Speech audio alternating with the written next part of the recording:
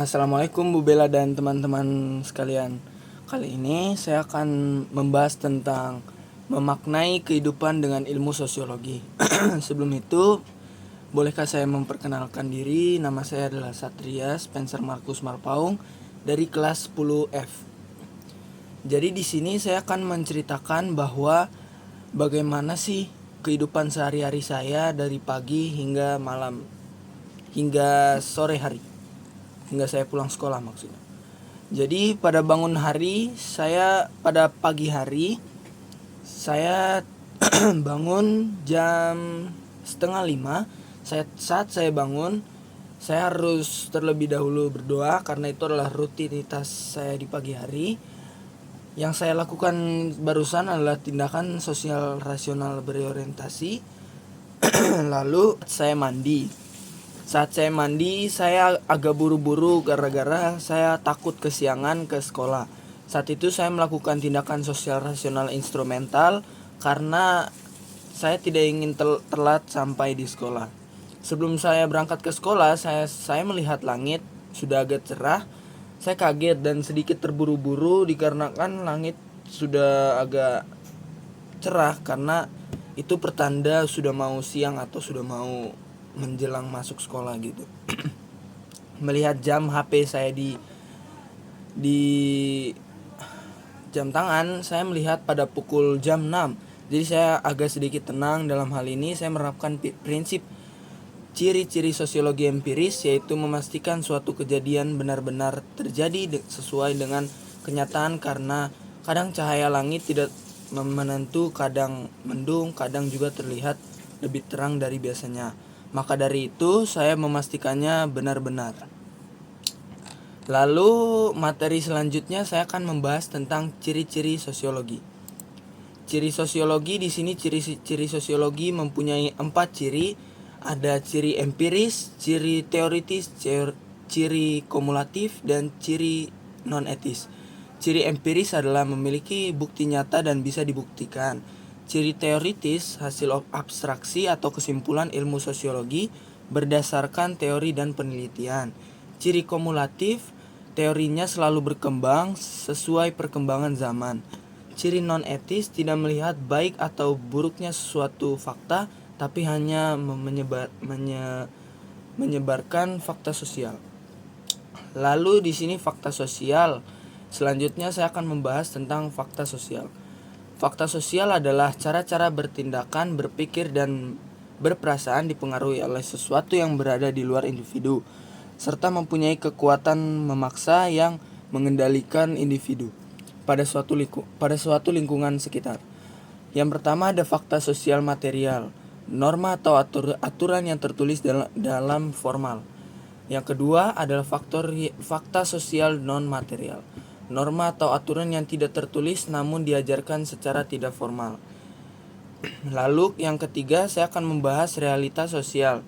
Apa sih realitas sosial? Realitas sosial adalah apa yang sebenarnya terjadi berdasarkan pengalaman sosial atau pemaknaan.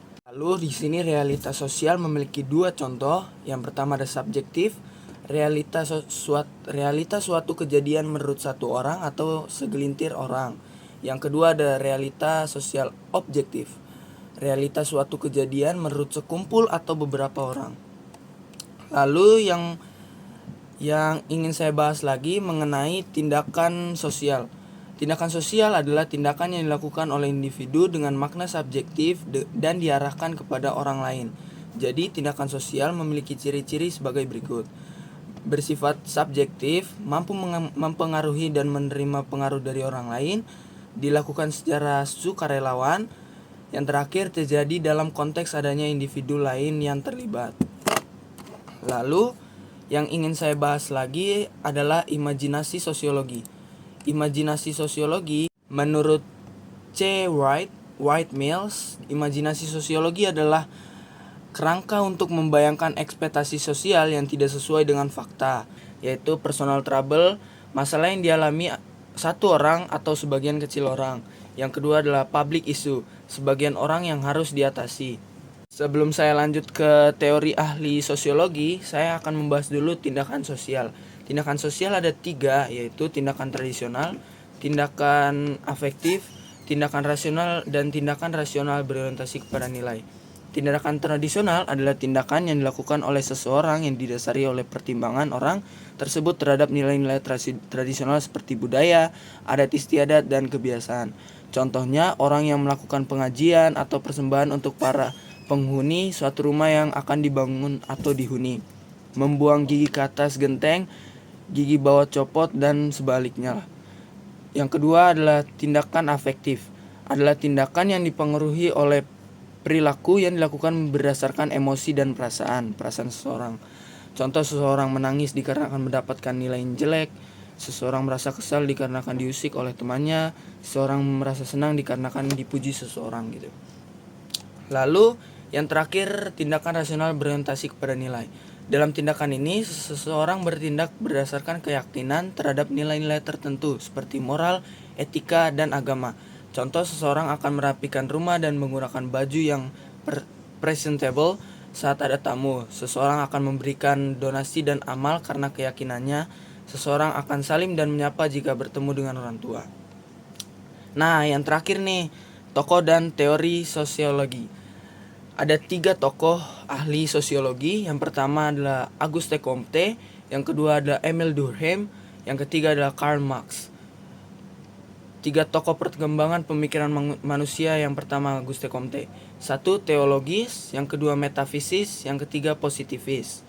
2 tipe solidaritas masyarakat dari Emile Durkheim nih, solidaritas mekanik, dan solidaritas organik. Yang terakhir nih, 2 tipe kelas sosial dari Karl Marx, kelas proletar dan kelas bourgeois. Jadi gitu teman-teman dan ibu guru sekalian, presentasi dari saya bagaimana? Cukup memuaskan bukan? Jadi jika ada yang belum diketahui, silakan tanya aja ke saya akan menjelaskannya lebih dalam lagi. Sekian dari Satria Spencer Markus Marpaung. Terima kasih.